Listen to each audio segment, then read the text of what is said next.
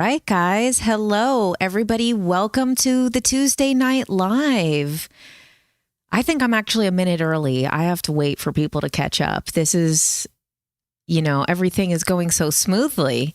I am so grateful. So, hello, everybody. Thanks for being here. Today, I'm also going to be streaming over on Instagram because, yet again, I am banned from going live on TikTok. Too many times to even count or keep up with. But that was for misinformation. So wait till you see. I have some new merch coming out soon, which will be a fun little play on that. So hello, everybody. Welcome. Today, we're going to be doing something a little different, something fun. We're going to be doing a synchronicity exercise. So we've been talking about disclosure, and of course, that's fun, but I need a break. Because you know what? This disclosure news is toxic every direction. It's like nobody's happy. So let's look for some guidance. And, everybody always asks for my book recommendations and all of that stuff. So earlier today, I did a poll on Instagram and I did 3 rounds and let you guys pick which books you guys want to read from today. So we're going to do something a little fun. I'm going to be letting you guys over in the chat, specifically here on YouTube, but I might pick some from Instagram. But mostly here in YouTube, you guys are going to be the ones picking what pages. Oh, hi. Thank you. Thank you for that super chat. So I'm also wearing the Galactic Federation of Light shirt, which has the 1111 angel numbers on it because figured that a lot of people are going to be picking angel numbers this time. And since synchronicity, angel numbers, all of that has to do with each other, I figured I would wear my angel number shirt. And as you see, they have this like cool stripe on the side, which is really like their signature. And it matches on the pants, which you can see the blue is up at the top here. So yeah, there's a link to that below if you guys wanted to get anything from GFL. And then if you want, use my code JKUltra, you get a free hat. But you have to add the hat to the chart. And if you're on Instagram, the link's not below, it's in my bio. So the first round that we did today on my Instagram stories, people voted between these 2 books. Do you guys want to see something from Transylvanian Sunrise or Science and the Akashic Field? So what won the poll was Science in the Akashic Field. Not surprising. I did actually do a series on Transylvanian Sunrise already, which is not on YouTube yet. But so before we pull a page, I'm going to take a moment while people are still coming in and take a moment to talk a little bit about synchronicities. So there's a little bit of different interpretations when it comes to synchronicities. We have the interpretation like with angel numbers that it's an outside force, or it's like our guides or our higher self or God or angels giving us a message, letting us know that we are on the right path. Then there's another concept, which I'm familiar with because of Michael Talbot, who wrote The Holographic Universe. He says his interpretation of synchronicities is actually a co-creation. So it's almost like we are creating our reality, and that's why the synchronicities are happening. So I feel either of them do come back to the same message, though, whether it's a sign from outside or a sign that what you're doing inside is actually working in your outside world, and a confirmation of like, oh, I actually can create this. Then either way, the synchronicities are a little sign from the universe letting us know that we're on the right path, the confirmation that we needed, the thought we were having at that moment. So pretty much anything can be a synchronicity tool also. That's what I love about things like tarot cards or oracle cards, which I do have like other things too. Thankfully, you guys can't see you can see some of what's on my couch, but pushing it down. But there's just like the books are all splayed out. Okay. So I'm going to pick someone. So you guys let me know page numbers. So, okay, this book goes up to page 1 not the references. 168.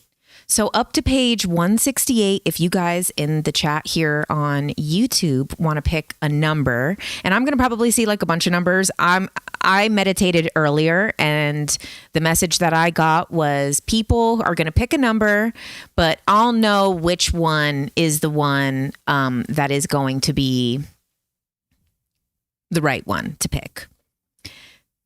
Ooh, fun. Science in the Akashic Field. And this is by Irvin Laszlo. Okay, you know what? I'm feeling called to what was the first number, which was 13. Okay. I actually have some stuff highlighted already on page 13 just from previous things.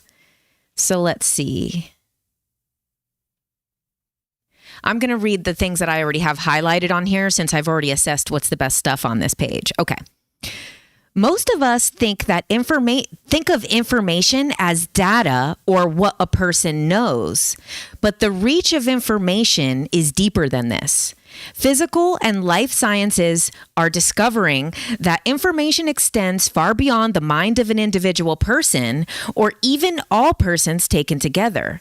This is an inherent aspect of both physical and biological nature. The great physicist David Bohm, who we all know and love, which is funny because talking about David Bohm, we were just talking about Michael Talbot. The synchronicities are already happening. Called it information. So it's written IN-formation. So information and information, kind of like that Beyonce song, but formation of this information in the field. Okay. Meaning a process that actually forms the recipient. Information is not a human artifact, not something we produce by writing, calculating, speaking, or messaging. As ancient sages knew, and as scientists are now rediscovering, information is present in the world independent of human volition and action, and is the decisive factor in the evolution of things that furnish the real world. For the basis of a genuine ITO, which is the integrative theory of everything, is the recognition that information is a fundamental factor of nature. Cool. So I feel like that actually is a nice little precursor to what synchronicities are in a way, right? Because it's talking about how basically this information that is in our field. Hold on, wait, no. Okay, sorry, I flipped the page. Yeah, here we go. This information or data is not what we believe it to be that is in our field. So that's our little first practice one. I want to also remind you guys of the Pleiadian workbook. So I just did another video on YouTube, which is the meditation from this book. So also towards the end, we're going to pick what is the next energy exercise you want me to record from this book. So we'll flip through. I don't know them by heart, so we'll kind of flip through and see which one you guys want me to record next. So the one that you can see right now, I just uploaded it the other day. It's so cool. It's a Pleiadian channeled message. Oh my God, sorry. And it basically is for you to physically fuse with your higher self and ask your higher self to go through each chakra and to form with you there. So that's really cool. I actually am partly recording these exercises in this book because I've never really been able to do them myself because they're like 13 steps and it's hard to remember all the steps when you're in a meditation and you keep like opening your eyes, but then you get out of the vibe. So, I actually did it too. And I have to say, my review of my own reading of the exercise is it is a little fast paced, but it's actually nice because even though it's fast paced, it actually kind of gets the job done quickly. I don't know, it's about 15 or 20 minutes or so still. But if I felt incredible after, oh my gosh, I felt incredible after. Okay.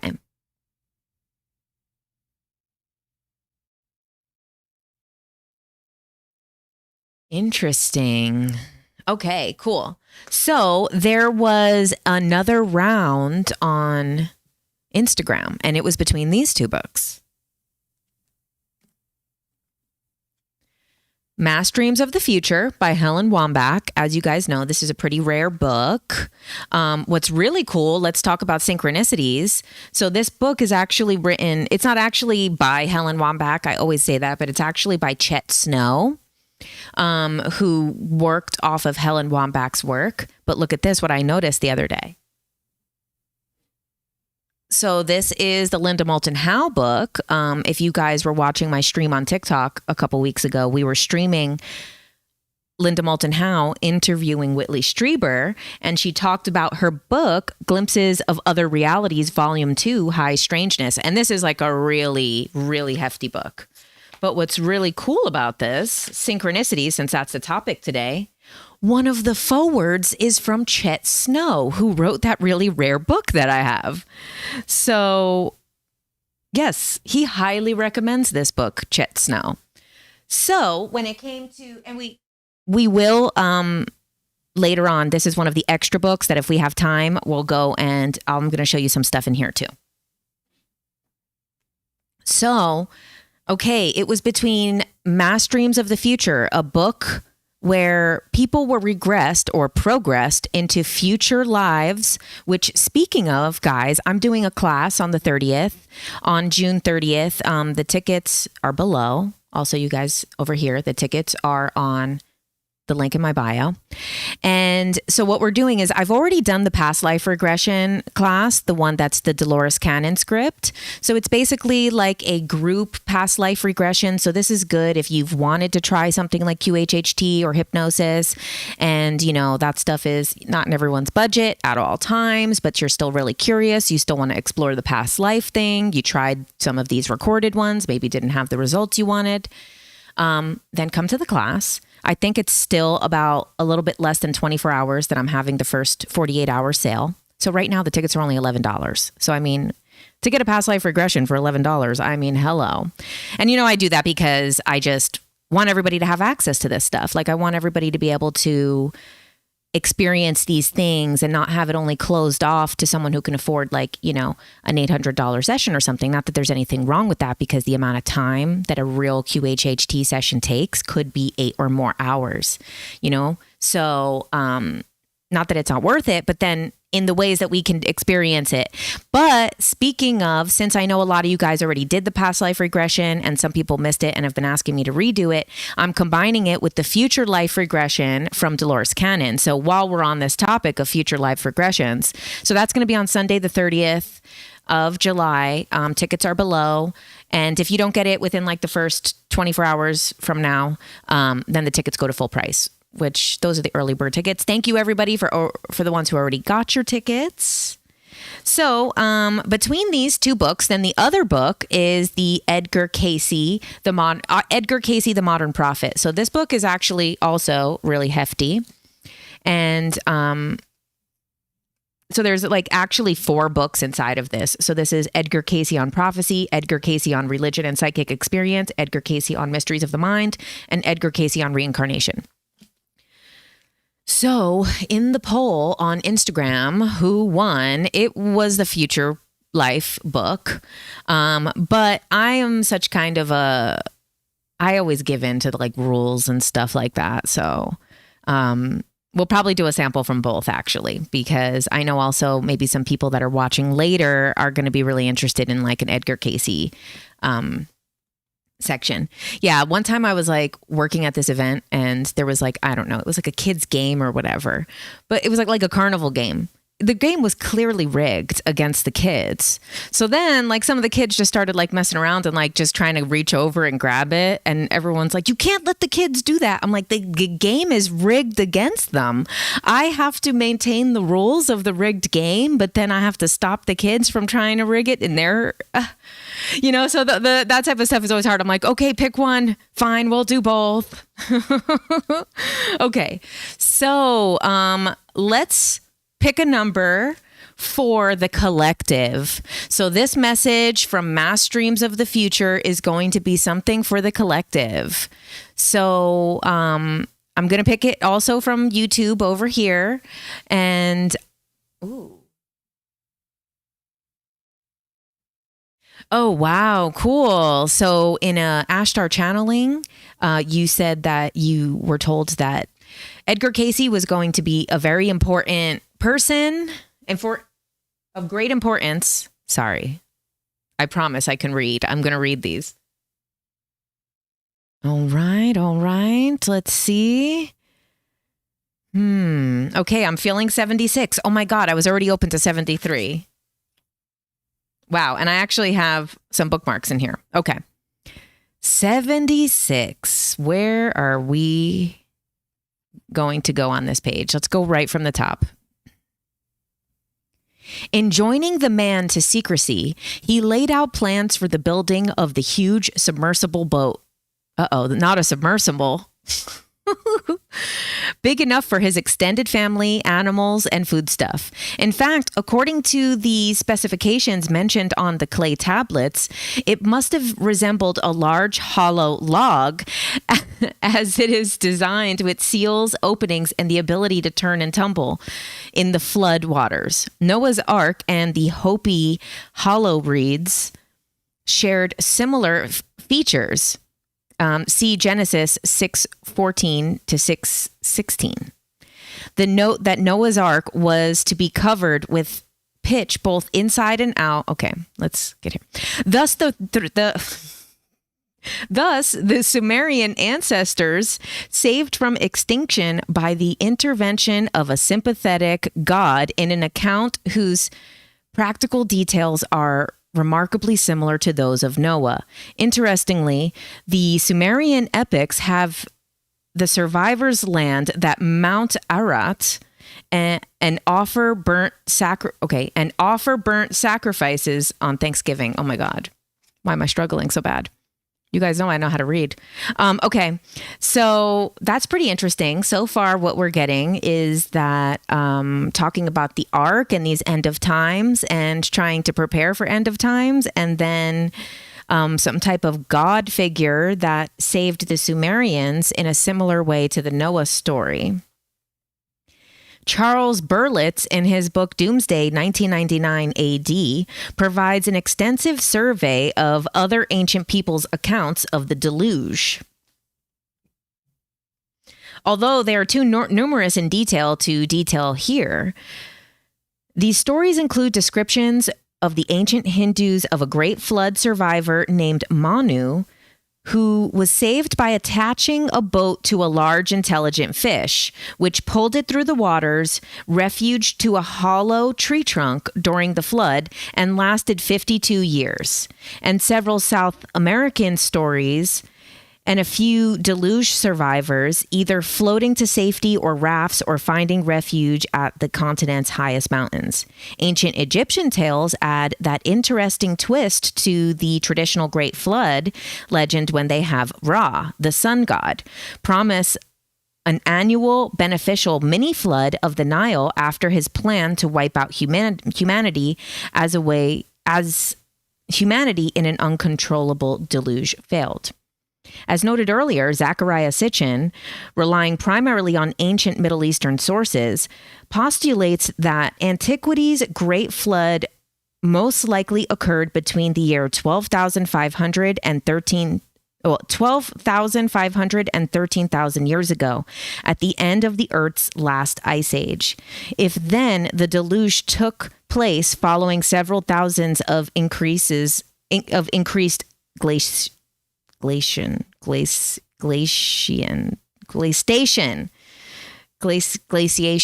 I don't know what it is. To become glaciers, it seems like. Okay. What exactly caused the sudden shift?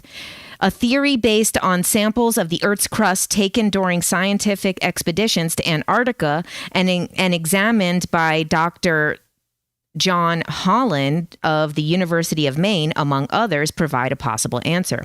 Examining core examples of sediments under the Ross ice shelf, these scientists discovered an altering layers of fine-grained sand and coarse glacial strata. The sandy sediments have been deposited by the rivers many times when Antarctica was ice-free.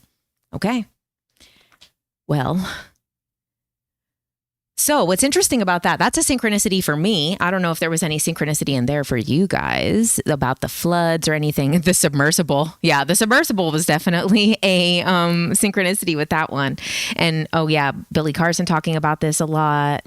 So one of the things that makes this a little bit of a synchronicity for me is I've been listening to one of the Whitley Strieber books on Audible. I was listening to them, and I still am, which is his newest, but I actually started listening to one that I had never listened to before, which is called The Key. And actually, I don't know if Ian is here tonight, but Ian from Earth Files, oh, hi, Ian, there you are, told me to read The Key, the Master of the Key book by Whitley. And one of the things that really got to me in that book the other day when I was listening to it, I listened to it like several times, was, okay, so this book basically is... Whitley is traveling for his book tour for many years ago.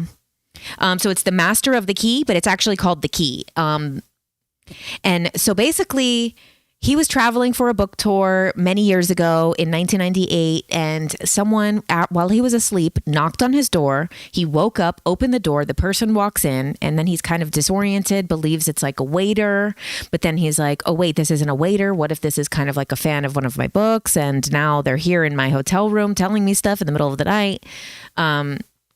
So then this person who comes in the door ends up telling him all of this stuff. And it's so good. Like, oh my God, it's so incredible because it's basically like he keeps calling it like this guy, like an intelligent machine.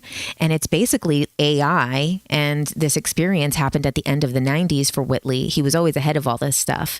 And what's really interesting is this like AI, he calls him the Master of the Key, starts giving Whitley all of this information. And this thing says, now, I don't know 100% if we trust what this thing is saying, or if this thing has all the information. If it's some type of intelligent machine, it might not have all the knowledge. It might not only have the knowledge that is capable for an intelligent machine to have. Maybe there's more answers beyond that within consciousness. That said, some of it was a bit troubling because some of it was saying that basically the next ice age is coming very shortly, and that's not what we're expecting, that what we're calling climate change and global warming is actually the coming of the next ice age. And he started explaining that when these glaciers start to melt, that even like several drops of this water will eventually lead to more fresh water than salt water in the oceans. And then that's going to change the temperature. And that basically an ice age would happen over the course of just one season. That it's not like something that takes a really long time. Now, I didn't know that about like any type of ice age stuff. I had never heard something like that. Now, there was a lot of interesting information in that book so far. Like the second chapter, which is what I'm listening to, and I've listened several times, is really interesting. So one of the things, and this is actually what Ian had told me about before I read the book, which is kind of the concept behind this main thing that Master of the Key, this intelligent machine, this AI type person that comes into his hotel room at night and gives him all this information, or possibly time traveler, or possibly Whitley in a future life. You know, there's so many things that this could be. Comes and gives this information. But one of the things that was really interesting is that he kind of starts off by saying that humanity is on a clock right now because we are not going to reach the level that we need to in time to get off this planet before we destroy our abilities to stay on it. And he says the reason for that is because in the Holocaust, there was a couple who was killed, and then they never got to give birth to this child.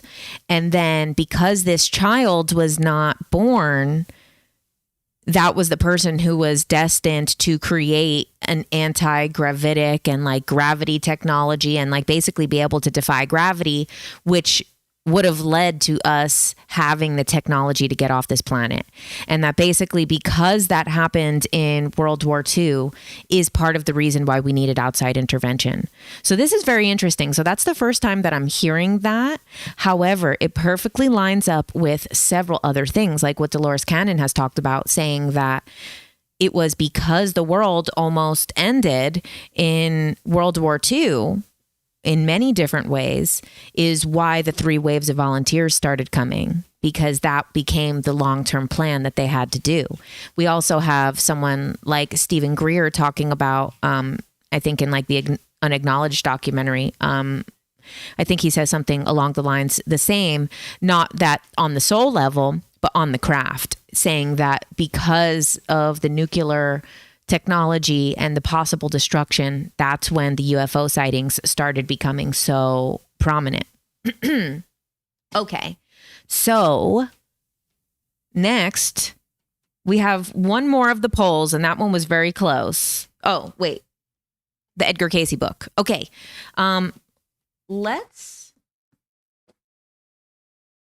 Let's do a message. Okay, so anyone who's watching or anyone who's watching later, these messages are also for you. But these messages have been more informational. We want something nice, and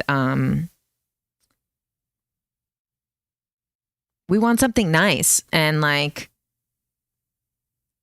sorry, I think I might pick this one. Mind and matter is what it opened up to. Patterns of oneness. A television set does not create airwaves. The situation is the reverse. The airwaves drive the television set. The pattern of vibration in the airwaves determine the pattern of activity on the television screen. Similarly, the mind is an active force behind what we see around us. The mind is a primary reality of its own. It is a universal reality. It feeds us with some very similar mental patterns. That same mind gives the world and pattern in nature. As Herman Melville, as Herman Melville wrote in Moby Dick, "O nature and O soul of man, how far beyond all utterance are your linked analogies. Not the smallest atom stirs or lives on matter, but has a cunning duplicate in mind." That's in Moby Dick? That's crazy. Okay, another synchronicity there is because that's also what they talk about in this book, The Master of the Key, or The Key.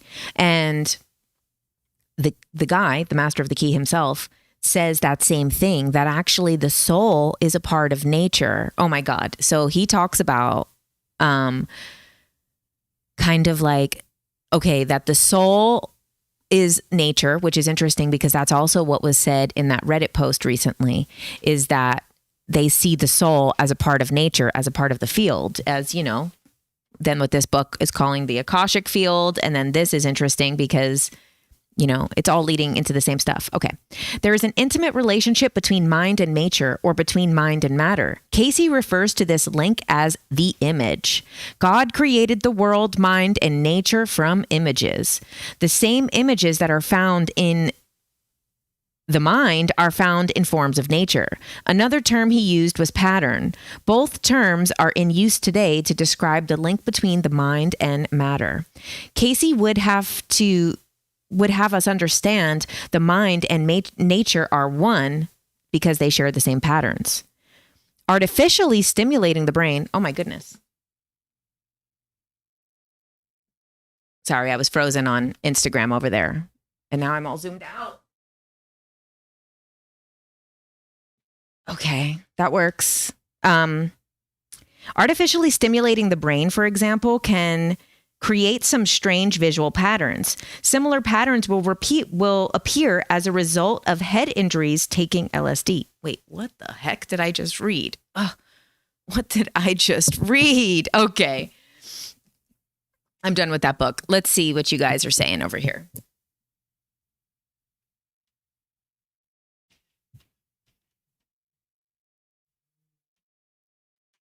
Okay. So Cynthia says 119. I am going to grab Earth and the Living Library by Barbara Marciniak, one of our favorites around here, and go to page 119. Okay. Let's see. It seems like there's some pattern going on with the information here, though, right? Like it's a lot of stuff about kind of like an earth shift and stuff like that, but then also a lot of mind over matter, mind over matrix stuff. Okay, so Cynthia picked 119, and we are going to do that from this Barbara Marciniak book. Your planet is going to survive its transmutation process as you recognize the power of imagination, which is tied very closely to memory. Imagination acts as a movie screen in your mind that holds images and creates blueprints of consciousness. Okay, guys, you see what's happening here? Actually, these little bits and pieces that we're putting together are starting to kind of add together here. So let's see. We saw about the destruction in this book, and we see about the information in the field in this book.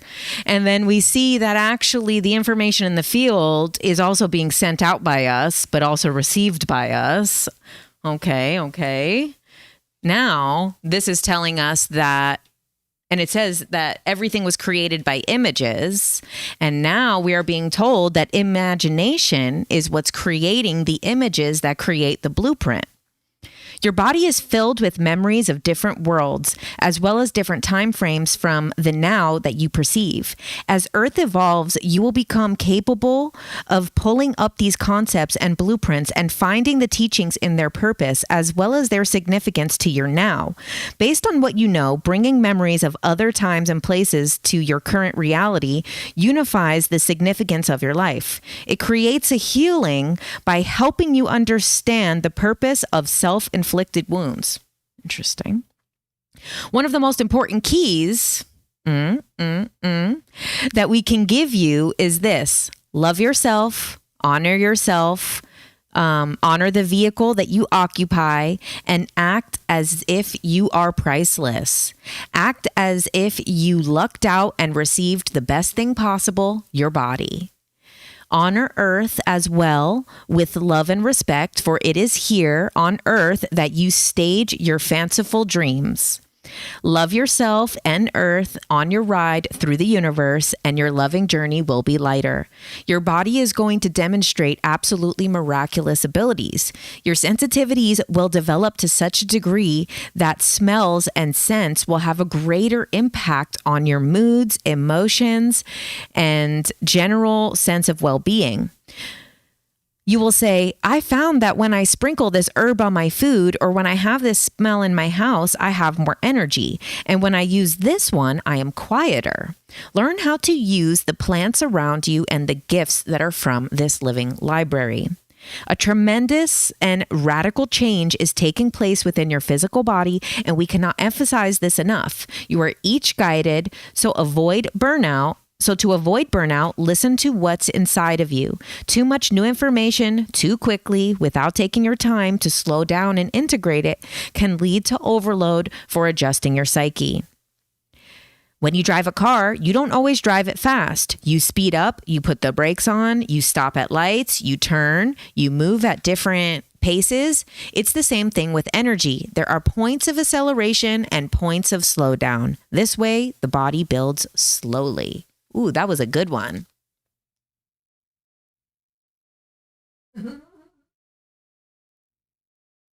Okay, I want to do another one from this book because I just love this book so much, and it just is so good. Okay, so let's see. You guys pick a number.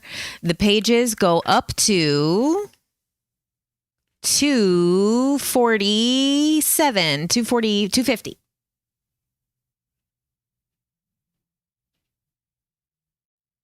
All right, 230. Let's do it.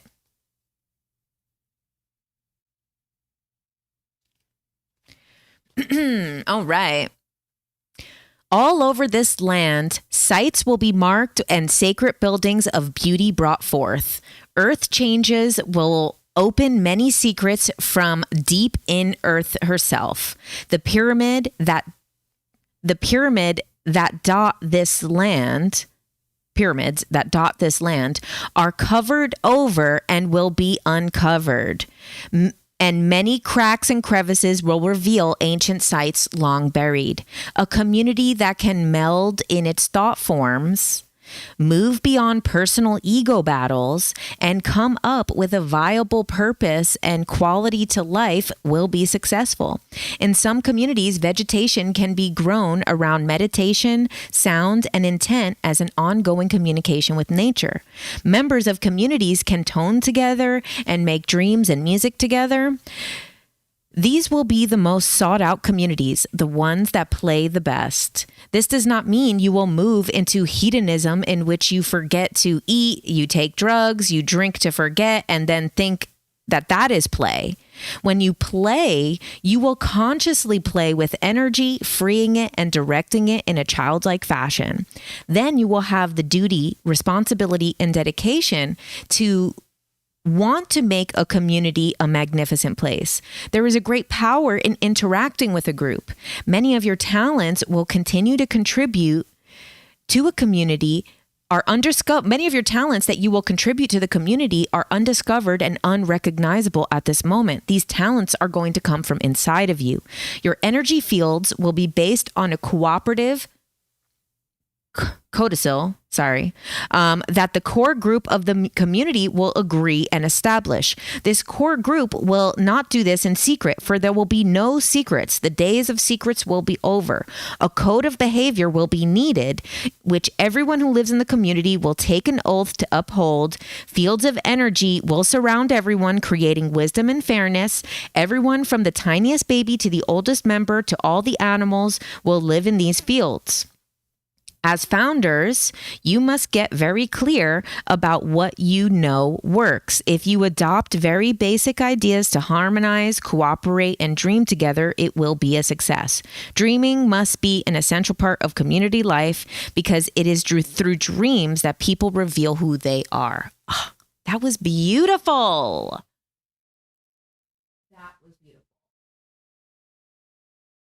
Okay. Also, I'm seeing a lot of 222, so let's do the 222 from this book, and then we will move on to the third poll that we did, which was between Elizabeth April's book and Stalking the Wild Pendulum, which is where those reality is a hologram CIA documents are actually taking those excerpts from. It's from that book. Okay. 222, angel numbers. Okay. The exchanging of ideas from one landmass to another, and interweaving of peoples and intermarrying of various continents and cultures. Sorry, let me get the beginning of the sentence. You have telecommunication networks continuous. Okay, this is what we already have. These things will make the effects of the change far grander than the effects of the sinking of the Atlantean landmass. Atlantis was not completely integrated and linked to the rest of the planet as your continents are. There is much less isolation now, so you all affect one another, which is a very interesting concept because the sinking of Atlantis is obviously, compared to things a lot. However, that's true. They were not connected to any of the other land masses. They were pretty isolated, whereas now, we know what's happening in other places of the world. Even if we're not super aware, we're a million times more aware than back then. There will be no continent untouched and no people unmoved by what takes place. There will be few of you who will not have to migrate, for all of you basically will relocate yourselves at some point. For some of you, this is unheard of, yet by relocating yourselves, there will be a major shift in consciousness. Few of you in the next 10 years will move only once. Someone said to us recently, "This is shocking to me. This is really disturbing." We said, "Good. We want to disturb you." He said, "I have a dozen monkeys. I have goats. I have this. What am I to do? I don't know what to save, what to pack up, what to give away." We said, "Listen, the first time you move, take a big truck and cram all of your stuff into it and save everything you can and drive away. The next time, you might have time to fit it all in your car and drive away. Next time you move, you might only walk away with everything you can carry on your back. And the final time you move, you might take only what you can hold in your hands. Do you get that? There is no need to mentally let go of attachments and there is a need to let go to mentally let go of attachments and be in peace and clarity of the moment. Perhaps for you, those are big moves. Eventually, your fixation on material goods will become meaningless to you. You will be moved to take care of your life, not to take care of your goods. You will learn to trust your feeling center and let spirit guide you to your new home if need be. To energize your new location, you say, all right, I'm getting an impulse to move. I don't know where to go. And then there are a number of ways you can go about energizing the new direction. Every night before you go to sleep, you can say to yourself, I intend to activate the location of my new home in my dreams. Ooh, I'm going to go back and say that. For you guys who picked 222, if any of you guys who picked 222, this is also for everyone. I don't know if I said this already or I said it 10 times. Before this, I meditated and they said that the people picking this are picking messages for everybody watching, but also for people who are going to watch it later. And also, I've heard that before from Lee Harris when he was channeling the Z's. He said that when he channels, everyone who will listen to it is included in that channeling.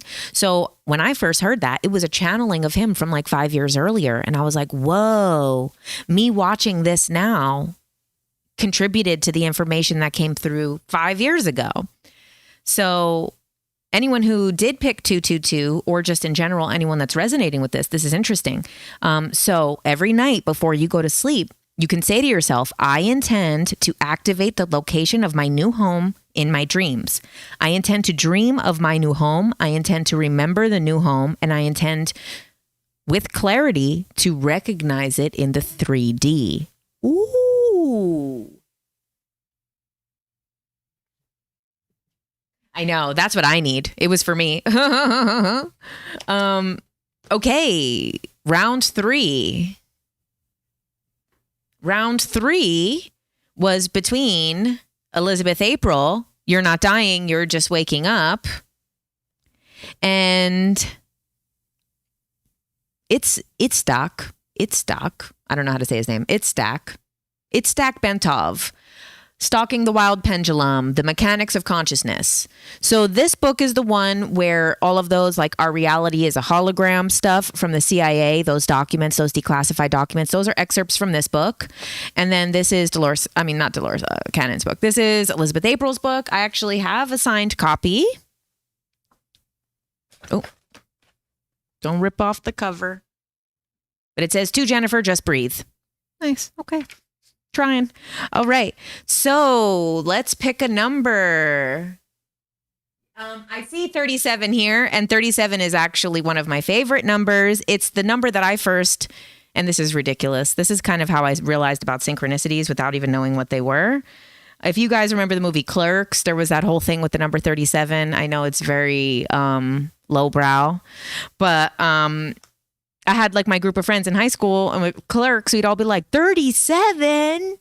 And then it started popping up everywhere. And then everywhere, and we started getting like nauseous from it. I remember like, we were like, why? It's 37. What is this number? Why does it show up everywhere? We started getting tripped out. Okay. So number 37. Okay. This is just a tiny little part on this page. So we will read it. But it got a lot of attention. After 3 months, I removed it because I was scared of the criticism, scared of the cabal tracking me down for my knowledge, scared of a lot of things. I felt so overwhelmed, so unseen, and so unheard that I backed off from making videos for a while. I was stuck in the overwhelm of what I knew versus what society seemed to be ready for. I got into this weird, why bother energy? Why bother putting out videos when no one is ready for them? Why take the risk if people aren't even waking up? This leads to the next stage of our awakening. And now, because this was a short section, I will tell you what the next stage, according to Elizabeth April, is called the why bother stage. Hey, Starseed, have you ever had one of those days where you just Netflix and chill, and basically But instead of doing that for the day, you do it for days, turning into weeks and even potentially months. Well, don't worry. That's totally normal. You get so oversaturated with information, you end up feeling like you are an insignificant part of this universe. And that's okay. Lack of motivation in the physical is just a sign that you are moving elsewhere. This epic journey can be downright exhausting. So next time you feel like doing nothing, do it, and do it with pride. That was nice. Okay, I'm going to pick one more from this book. I'm going to pick 84, Haley's number.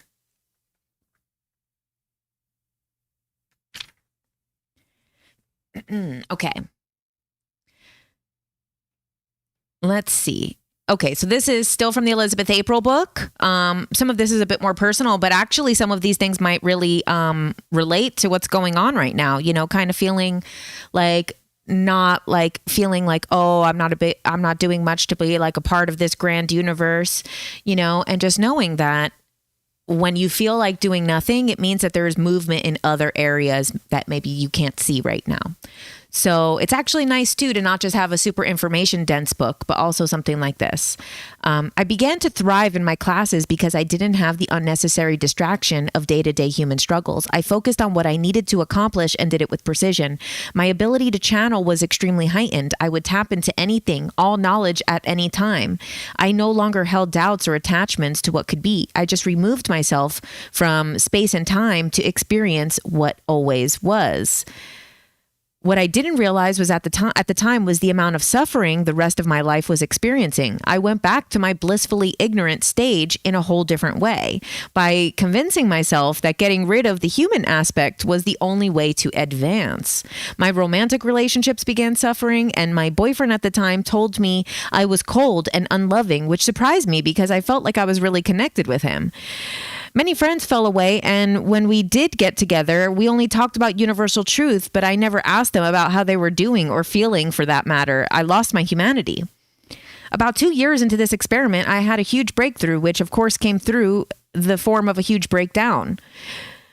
Out of nowhere, I began crying hysterically. It was quite odd since I had been working on non-reaction with my emotions. I was reacting without a perceivable cause. So in that moment, I sat down on my bed and I closed my eyes, then I checked in with myself and said, "What's going on? Are you okay?" Upon opening my third eye, I saw this beautiful little girl around the age of 6 crying with her face in her hands. At the time, I assumed this was an uncrossed spirit who needed my help. As I got closer, she looked up and I was shocked because I saw myself. "Are you okay? What's wrong?" I asked my younger self. She responded in painful words, "You don't love me." Shocked again, I told her, "Yes, I do. Why would you think that? You never pay attention to me. You never respect or listen to my feelings." In that moment, I got it. She represented my ego, my human. How silly was I to think that I could get rid of my human while still being one? By separating from my expression and my feelings, I removed myself from the world as a whole. I became completely unreliable. I created an identity as a teacher and nothing more. And I felt like being a messenger was my purpose. So why not just play that game? Wow. We won't keep going with that. But that was pretty good. That was pretty good.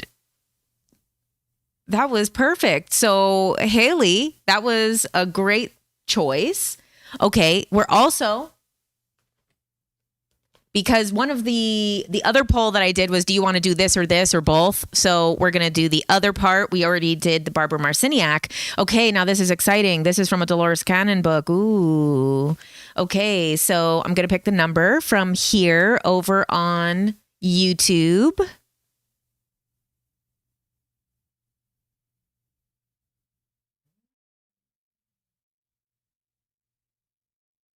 All right, guys, you let me know what number of Keepers of the Garden. Keepers of the Garden.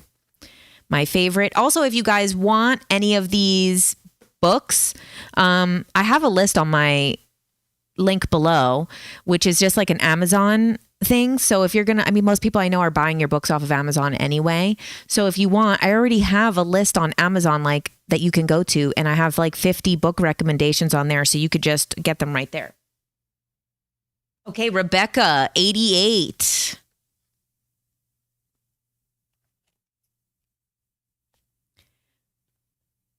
Chapter 10, The Breakthrough to the Three Spires. Let's see. Okay. So this one, I do know what this is because I've read this book so many times. So this is specifically about one of her experiences with a client. So my work with Phil was progressing quite well, and each session held many surprises. I had never worked with a subject who regressed in a manner that Phil did. My best work had always been with somnambulists, the type of subject who can totally transform themselves into the past life personality and remember nothing upon awakening. Their conscious minds are completely suppressed and they are totally immersed in the past personality and time period and nothing else, especially the life they are currently living. My work with Phil has been unusual because he was able to disassociate from his conscious mind to a remarkable degree and answer the questions objectively in a manner of a somnambulist. But the trance state was not absolute, and he could still relate to his present life and draw upon his conscious experiences for comparative information and analogies. He remembered a great deal of what was going on during the session, whereas a somnambulist remembers virtually nothing. This is the type of hypnotic trance where information comes through the vehicle as though directed from another entity or group of entities, because this is known as channeling. Okay.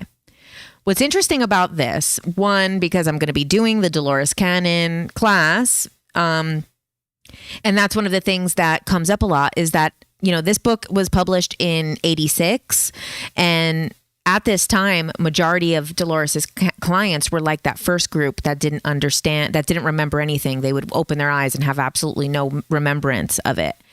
Then Phil is someone who started to be able to completely remember, or mostly remember. And then in her later work, Dolores talks about how basically almost everyone started being that way. So that's what I've noticed, is that pretty much now when you put people under in hypnosis, they are aware. So I think it's interesting because Phil was one of these first starseed, first volunteers that she had worked with, that she had found out about. So I wonder if maybe that's part of it, is kind of having that deeper consciousness connection. Sergio, number 17.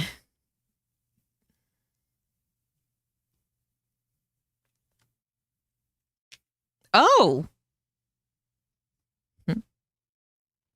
it's an image.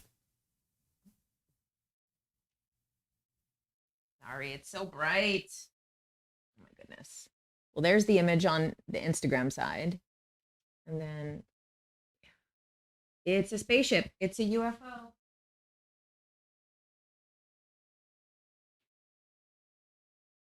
I'm sure that's a synchronicity. Let's see. Can you see how the ship is operated? The controls are operated by touch. Is this the way it's steered or guided? This is the way commands are given. This is not how it is accomplished. There has to be an interface between those who are guiding and that which is being guided. And this interface is touch. This allows the operator to tell the equipment what it is supposed to do. There are areas on the console which are touched for given command. Okay, so this is very getting technical in with this UFO, but 17 is a UFO. Fun. Okay, let's do one more Dolores for bonus, my other favorite Dolores book. We'll do a couple more from here. 47.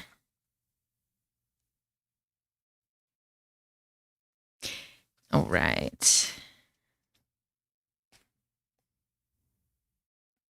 But the energy, you said, comes from an all-powerful, the source, and it entered into you and directed this crystal. Were you trained to know how to create this energy and direct it?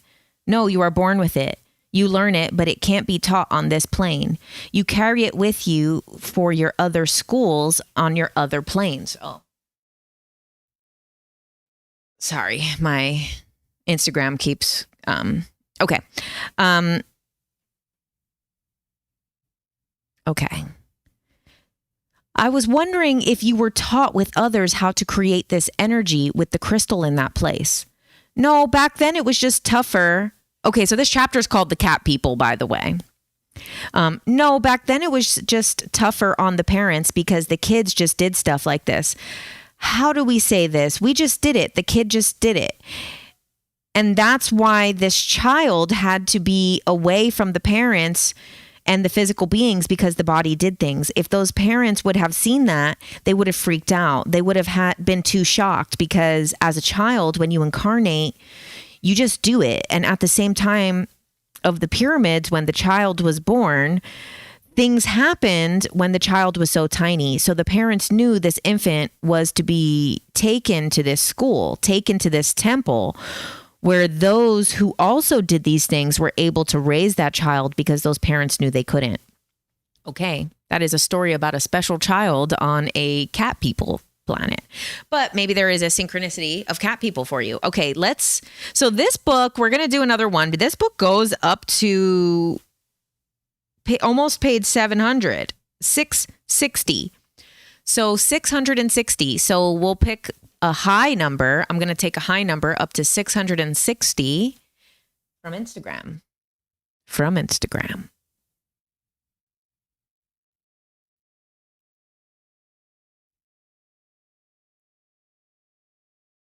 Okay. Amanda, 523. Here is a message for us all.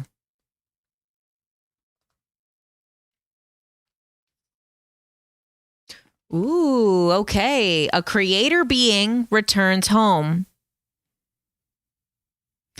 This session was done in October of 2002 in Minneapolis, where I was doing a series of lectures and workshops. George was a very successful businessman who came to the private home I was staying at. Surprisingly, his session disclosed another aspect of a creator being like Jerry's. When he came off the cloud, all he could see was sand. He knew that there were some people on the other side of the hill who were waiting for him to give him some type of answers, as though he was an advisor. For him to give them some type of answers as though he was an advisor. He felt very uncertain, as though he was not sure if he had the answers. He described himself as a bronze-skinned, black-haired man dressed in thin linen type material. He was also decorated with lots of gold, an ankh necklace, and a huge ring. Definitely signs of some type of power. Yet when he tried to question him, he became very suspicious and didn't want to answer me. Normally, I'm able to quickly gain an entity's trust but he was very wary and irritated. He kept saying everybody wanted something from him. Why should I be an exception? He said it was very trying time in his world. One, he was upset was because his sister had been removed or taken away and he missed her dearly. He said he felt very lost and alone because she had always been with him and she wasn't with him any longer. He didn't know why they had separated or why they had taken her. This was all very confusing to me and I was attempting to straighten it out. I asked who had separated them and he said it was people from the other world, not the people on the other side of the hill, because they were just people. They were somewhere else that he didn't know why it happened. When we came back together, now this is him speaking, George. When we came back together, things will be magnificent. When we will be together, we had enormous power and abilities. We formed the beautiful Shangri-La and magnificent ambiance. When we were together, it was the perfect world. They separated us. They took her away so that it wasn't perfect, to make things difficult. It was not easy. And not forgiving. She and I were able to anchor we were able to bring together a beautiful, tranquil static, all that stuff together.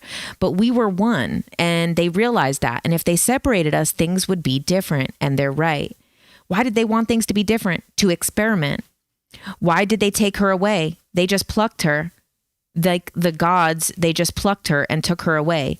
You mean like 1 minute she was there and the next minute she wasn't? Yeah, we lived in other places, lots of other worlds. Whenever we were together, we were perfect. Why did you go from place to place? To help, to bring the aspect. The word is Nirvana, to bring Nirvana. We would do it and we would move on. what would happen after you left? Did it remain beautiful? Some did and some didn't. Some went in different directions. This one is an important one. Where I'm at now. Why is it important? Good, evil, dark, light. Not used to that. All the different varieties, you mean? Opposites? Yeah. And the other places where you brought beautiful things and didn't have much variety? Sort of. Okay. Very interesting. Very, very interesting. Okay. George, like George Norrie, I wonder. Okay, so here we go. The Pleiadian workbook. We're going to, let me see if I can find a couple of the exercises and we can decide. Oh, how funny. So this actually is not what I didn't show this in the video. I should have. This is, okay, see this, sorry, this is you inside your aura, and then that's the higher self outside of it. Sorry, it's reversed. And then this is you inside your aura, and then you merging with your higher self. So these are images from the meditation that we already just did, that I already recorded, the how to merge with your higher self.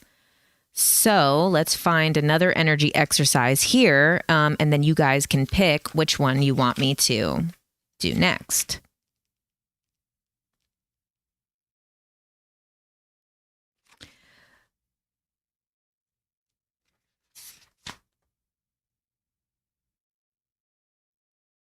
Okay, a unification chamber.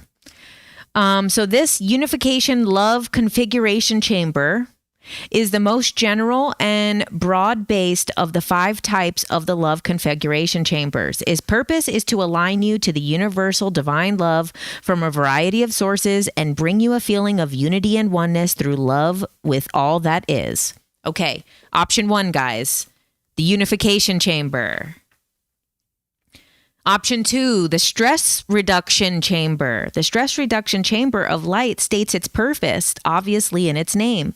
Due to these times of faster, more, and better, as well as influences like electricity, radar, and microwave energies, constantly playing havoc with our nervous systems, stress reduction has become a commonly used term. Okay, so we have the unification chamber, the stress reduction chamber, and let's see, what is our last energy exercise possibility? No, we're not going to do dolphin moves. It's a bit much.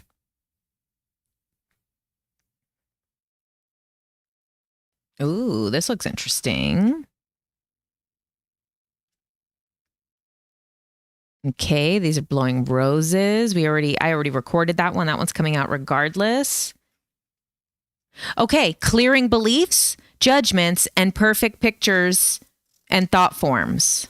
Okay, so we have our unification chamber, stress reduction chamber, or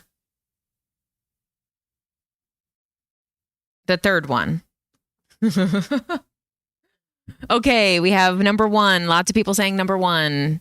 I like number 1. I like the unification chamber. I also like the stress reduction chamber. I did genuinely forget what the third one was. If someone remembers, let me know. I don't know why I closed the book so fast. It instantly went out of my brain. Okay, number 1, unification, yes. Emily, what was number 3 again?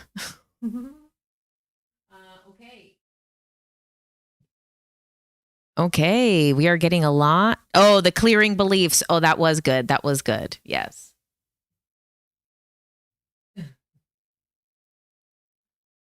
Okay, so it seems to be everyone is voting for 1 and 3.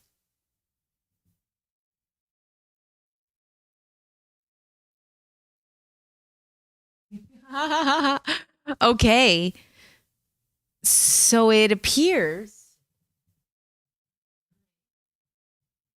Okay, so we'll end up doing both of them. I know this is what I do. We'll end up doing both of them. But first we will do number 3. We'll do the clearing beliefs and thought forms, and then we'll do the unification. Since the one that we just posted, that I just recorded, that's up now, is the connection with your higher self. Since we have one that is already on the unification side, Even though this next one is unification of love. So that's going to be really exciting. But okay, what we'll do. Yes, we will do number 3. We will do the clearing of thought forms. Clearing of thought forms. Let me just find that page.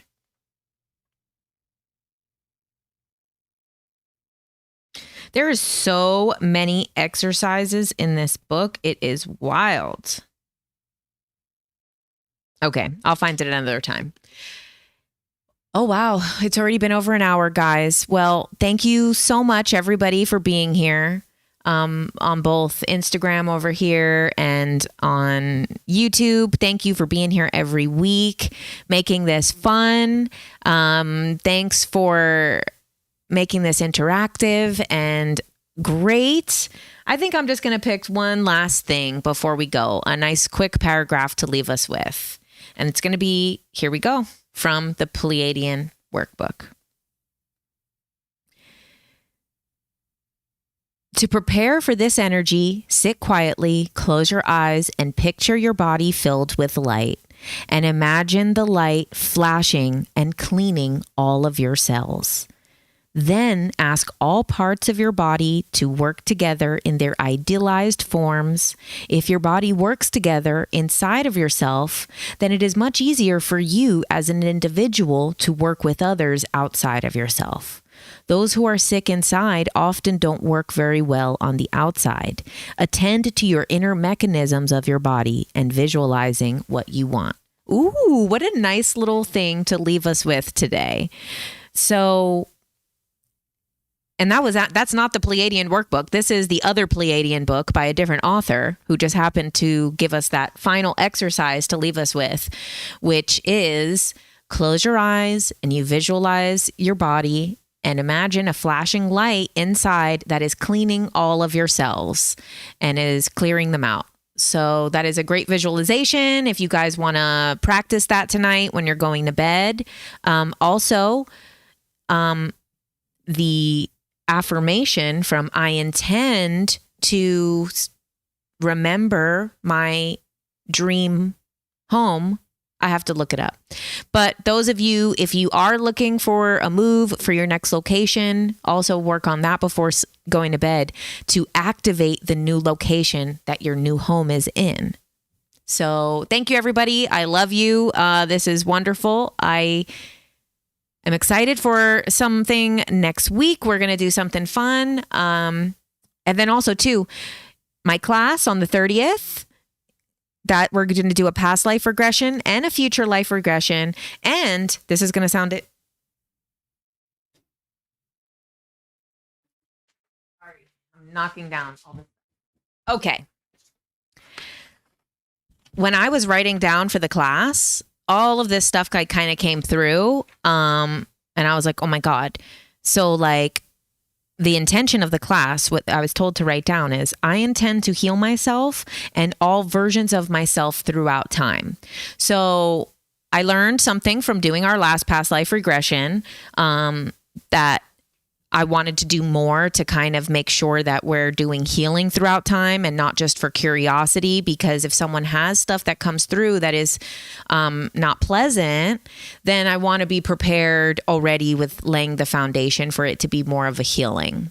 So that's where a lot of information came through. Like, it felt like Dolores. I was like, oh my God, so much of this came through about like how uniting the past and the future through the present and actually seeing the pattern of what's coming up in the past life, what's coming up in the future life, and what is that mirroring right now? And is that what we want to mirror in the future life? And if it's not what we want to mirror, then what is the pattern that is causing that to happen, ripple in both ways from past and present and future? It's rippling in both directions of time.